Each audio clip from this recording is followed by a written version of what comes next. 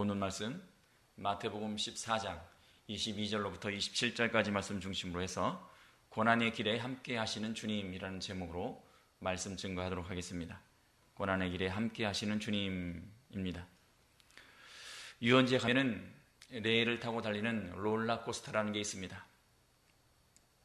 레일을 따라서 위로 올라갔다 내려갔다 한번 뒤집어졌다가 이렇게 하는데, 이 롤러코스터는 바다에 떠있는 배가 풍랑을 만났을 때보다도 더 심하게 흔들립니다. 하지만 롤러코스터를 타는 사람들은 그것도 재밌다고 즐겁다고 소리를 지르고 웃고 떠들고 난립니다. 그 짜릿한 자극이 그들은 잊을 수가 없어서 다음에 또 탑니다. 이 롤러코스터라는 것은 사실 배에서 떨어지는 것보다도 더 위험합니다.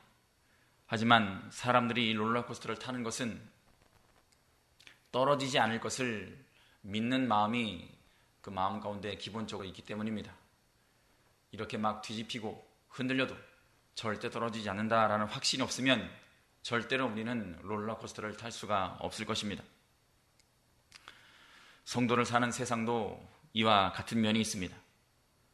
삶이 고난 가운데 흔들리고 뒤집히고 하더라도 하나님께서 지켜주시기 때문에 절대로 우리가 구원에서 떨어지는 일이 없다, 하나님께서 늘 도와주신다, 예수님이 함께해 주신다라는 확신이 없다면 우리가 이 바다와 같은 세상 가운데 인생이라는 배를 타고 갈 수가 없다는 것입니다.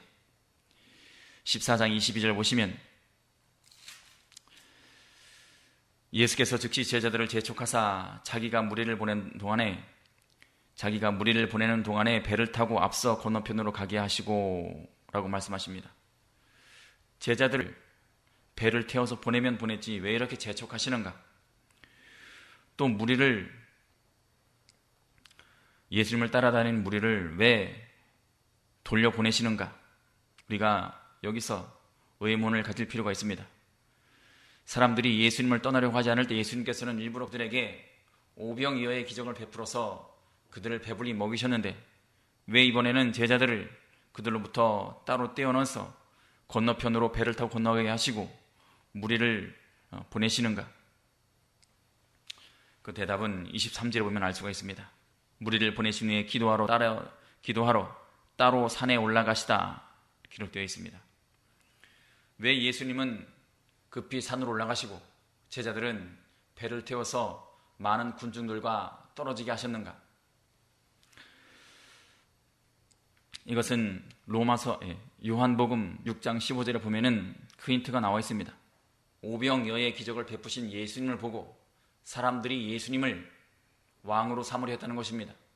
왕으로 삼아서 자기들이 소원했던 메시아였기 때문에 이분이 바로 메시아구나 라는 생각이 들었기 때문에 예수님을 왕으로 세우려 했다는 것입니다.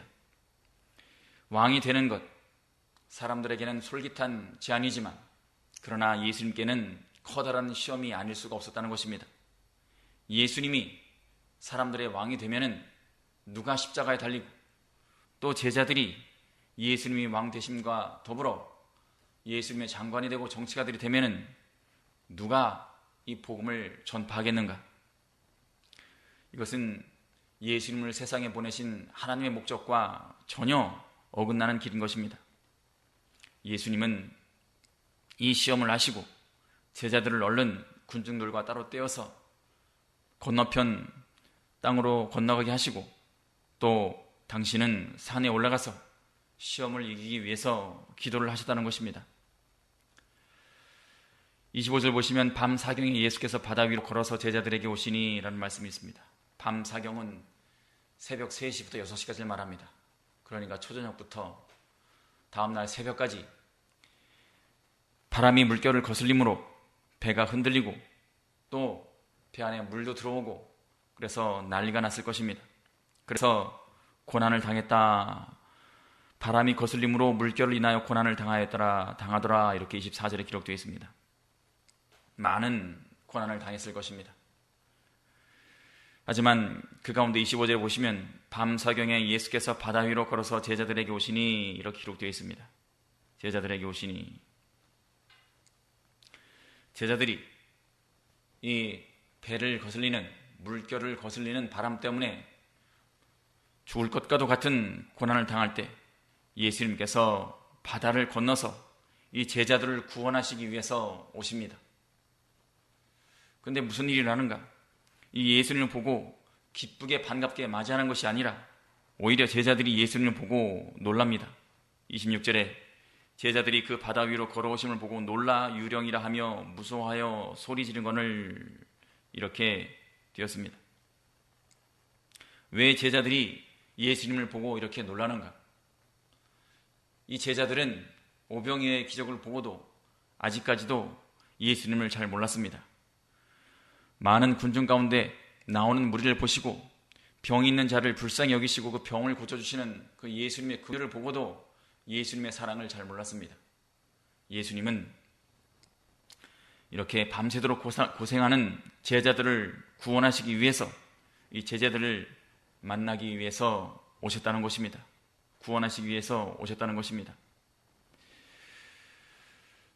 다시 한번 보시면 이 제자들은 이 예수님을 만나서 이 풍랑을 만나기 전에는 마음이 상당히 들떠 있었다는 것입니다. 아, 역시 예수님 따라다니길 잘했구나. 사람은 역시 줄을 잘 서야 되는구나. 예수님 덕분에 나도 줄 서야 되겠구나. 이런 잘못된 마음을 가졌기 때문에 하나님께서는 이 제자들에게 풍랑을 보내셨지만 예수님은 이 제자들을 사랑하셨기에 풍랑 가운데서 고생하는 제자들을 구원하시기 위해 오셨습니다. 제자들의 꿈은 그 풍랑으로 인해서 세상적인 어리석은 꿈은 하나님이 보내시는 그 풍랑으로 인해서 여지없이 깨어져 버렸습니다. 이 고난의 의미를 우리는 여기서 알 수가 있습니다. 하나님이 보시기에 애매한 고난은 있어도 의미 없는 고난은 없다는 것입니다. 이 고난마저도 합력하여 제자들이 바로 제자의 길을 걸어갈 수 있도록 인도하시는 그런 선한 역사를 이루셨다는 것입니다. 합력하여 선을 이루시는 분이 바로 하나님이십니다. 이렇게 고난당하는 제자들에게 예수님께서 오셨는데 예수님께서 그들을 구원하심으로 말미암아 제자들은 다시 한번 예수님의 능력, 예수님의 사랑을 체험할 수 있는 귀한 신앙 체험을 할 수가 있었습니다. 이렇게 예수님과 함께하는 길은 비록 고난일지라도 결과적으로는 신앙 체험이요 또 예수님과의 인격적인 만남이 되는 것이고 또한 바로 영적인 교제를 이룰 수가 있는 것입니다. 제자들은 그때서야 바로 깨달았을 것입니다. 예수님을 따라다니는 길이 꽃길만이 아니구나. 바로 내가 주는 길이고 자기 부인의 길이고 사명의 길이구나 라는 것을 겨우 깨달았을 것입니다. 이렇게 밤새도록 고생한 제자들에게 예수님께서 오셔서 말씀하십니다.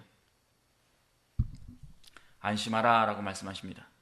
즉시 일러 가라사대 27절에 예수께서 즉시 일러 가라사대 안심하라 내니 두려워 말라. 제자들이 예수님의 음성을 들을 때 겨우 그분이 예수님인 줄 알았습니다.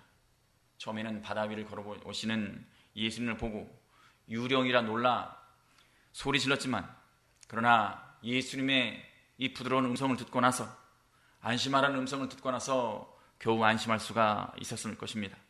두려움이 사라지고 그 마음 가운데 겨우 평안이 찾아왔을 것입니다. 예수님께서 우리를 이제는 구원해 주시겠구나 라는 마음이 들었을 것입니다.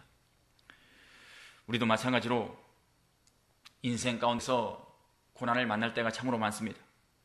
그때 예수님과 그의 말씀을 우리 마음에 받아들이고 믿을 때 우리는 하늘에서 오는 안식과 평안을 누릴 수가 있는 것입니다. 믿는 자에게는 그런 위로가 마음속에 심령에 위로가 찾아와서 모든 두려움이 사라지는 것입니다. 제자들도 그랬을 것입니다. 인생 가운데서 우리가 큰 파도를 만나서 사망의 골짜기를 만난다고 하더라도 주님이 주시는 안심과 평안을 받으면 우리가 안심할 수가 있는 것입니다. 우리가 이미 경험해서 알겠지만 세상에 바람이 안 부는 곳이 없고 파도가 없는 곳이 없습니다. 하지만 바람과 파도 있는 곳에도 예수님이 함께해 주시면 거기가 바로 구원의 장소가 되는 것입니다. 믿는다고 해서 다 부자가 되는 것이 아니고, 또 믿는다고 해서 다 소원이 이루어지는 것이 아닙니다. 하지만 예수님께서 함께해 주시면 비록 고난의 자리라도 우리가 그 길을 즐겁게 나아갈 수가 있다는 것입니다. 또 예수님의 말씀을 듣고 그 말씀을 내 말씀으로 삼으면 우리 가운데 하늘로부터의 평안이 주어진다는 것입니다. 이 평안은 세상이 주는 평안과 다릅니다. 맛본 적도 없고 경험한 적도 없는 그런 신령한 평안이 내 가운데 임할 때 세상의 모든 고난은 오히려 우리가 재미로 여길 수가 있다는 것입니다. 왜냐하면 그래도 함께해 주실 예수님이시고 끝까지 인도해 주시고 보호해 주실 예수님이 바로 내 안에 계시고 하나님이 인도해 주시기 때문인 것입니다. 믿는 자에게는 이런 은혜가 주어지는 것입니다. 믿고 의지할 때에만 주어진다는 사실 우리가 잊지 말고 오늘도 믿고 순종하며 또 바다를 잔잔케 하시고 또 세상을 이기신 예수님을 믿으며 오늘 하루도 온전히 주님께 의지하고 나아가는 여러분과 제가 되길 바라며 말씀 증거 마치겠습니다. 기도하시겠습니다.